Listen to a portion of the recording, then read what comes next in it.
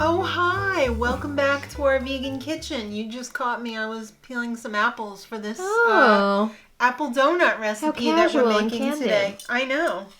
So I've got 3 apples because it's fall and you usually find yourself with a million apples and you're like, oh my god, what am I going to do with these apples? I don't want to share them with the garbage. So you got to make some apple recipes. So this one is a winner. I made this for my mom's Sunday dinner dessert. It was a big hit. So very simple ingredients. It tastes like a fried apple, like apple pie donut with a glaze on the top. Delicious. So good. You're not going to believe how easy it is. So I'm using a mandolin today. If you don't have a mandolin, just cut your apples very, very small, like a very small dice. So I peeled my first apple, and the way I do it is I go side by side by Sondheim. Whoops. And I just go right up to the core. And this is a julienne blade. If you're not good with a mandolin, make sure you put on your no-cut gloves or the little guard that comes with it. I'm a daredevil. You've also cut yourself. Yes, I have. So I'm just going to, see, they come out so nice, little matchsticks. Because these are going to be cooking in the donut. So we don't want big pieces because it's going to be crunchy apples in there and that's going to be a disaster. We want it to be like soft, warm pillows of apple. So let me get these apples shredded up and we'll be right back. All right, I finished my apples. I went as close to the core as humanly possible without getting cut or getting any seeds in there. So I dumped some of the apples in here already with 2 tablespoons of vegan butter. And I'm going to put the rest in here. And we're going to just warm this up on the stove along with some oat milk. And all of the ingredients and their amounts are going to be in the info box below. And only 2 tablespoons of coconut sugar. So we're just going to take this over to the stove.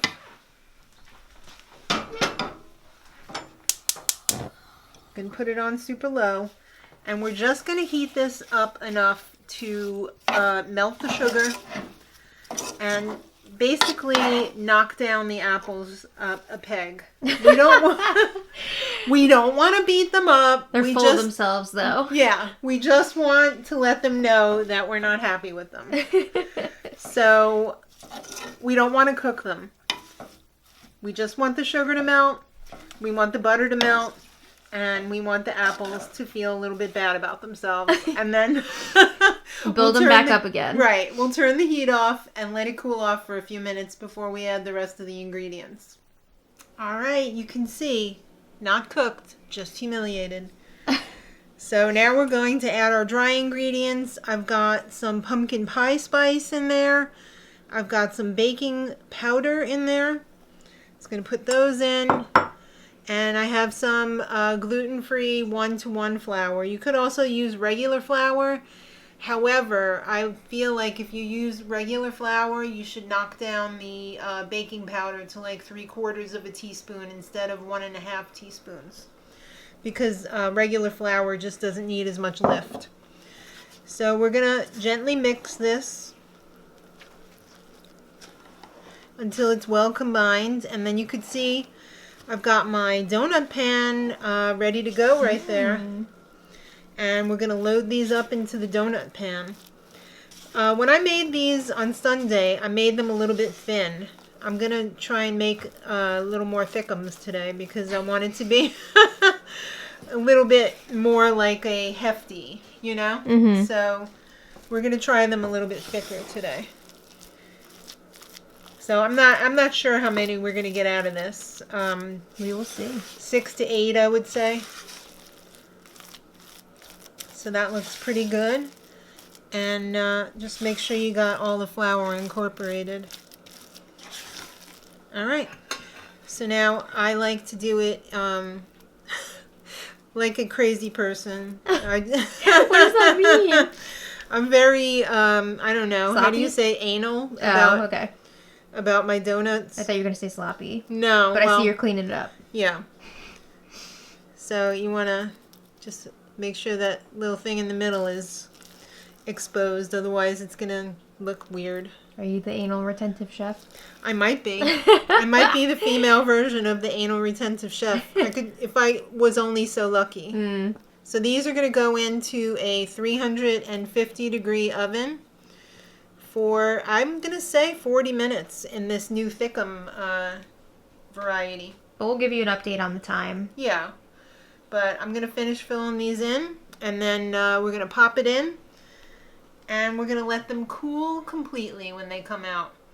They're going to look slightly wet, like they're going to continue cooking after you take them out and continue firming up, but they might look a little bit like, oh, that's a little bit of a limp biscuit there. I don't know if it's ready yet or not, but I'll show you exactly what it's going to look like when it comes out. All right, we're headed to the oven. See you in 40 minutes. Alrighty, Mom had to go pick up Shawnee, but that means that you're stuck with me. So the timer just went off. Let's see what these donuts look like. Ooh, beautiful. Okay, so Mom has instructed me that after the 40 minutes, we're just going to open... I'm sorry, our toaster's so gross inside. I didn't realize that. But after the 40 minutes is up, you just want to open up your oven or toaster door and let the donuts cool a little bit. They're still going to be cooking just that tiny last bit, so give them that chance while they cool off. Oh, beautiful donuts. Ooh. So this is the side that was in the pan. This is how the other side looks. Oh. You can see, you know, it's got some browning, but it's moist. It's not hard. It's like an apple. It's like a slice of apple pie. Mm-hmm. So we're going to put a little glaze on it. If you were eating this for like a breakfast, you could eat it just like that. If you didn't want to do the glaze, it would still be super delicious. But the glaze just really takes it to the whole nother level. So like for a weekday, I'd probably leave it like that. But for a Sunday dessert, or, you know, if you have people come over and you don't just want to give them that, just do the glaze. It's pretty easy. So it starts out with opening the sugar. All right, we've got 10x sugar here. Oh. Oh, well. Make it work. So we're going to do about half a cup to 3/4 of a cup. I'm not going to use that anymore. Let's just... Whenever I make this glaze, I don't measure anything. I just make it happen. So be brave and make it happen. So I've got about half a cup there. I'm going to put in about 1 teaspoon of vanilla. I'm going to put in about 1 tablespoon of butter, vegan butter or margarine. And I'm going to start to mix this first before I add anything else. And it's like, how is this ever going to come together? But it will. You'll see. It's going to be quite thick. So that's why we have my secret weapon over here, which is coffee creamer. Vegan coffee creamer. Mm-hmm. And since it's fall, it's pumpkin spice. Ooh. So you can see this is pretty thick. We want it slightly thinner. So what we're going to do is just add in a couple of drops. Bloop. Bloop. And that's it. And it's going to give a little bit of pumpkin spice taste. And it's going to thin it out. And it's going to be perfection. And when you put this in the fridge, the glaze will harden up a little bit because the butter will harden it and the water will get sucked out, the moisture will get sucked out of the glaze into the donut. So it's going to be wonderful. So there we go. This is more of a frosting, really, than a glaze. So what I like to do is I just like to go around the top.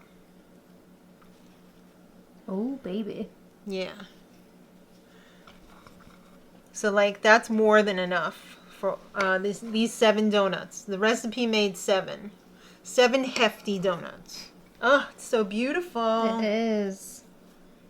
Wow, these look beautiful. They're gorgeous.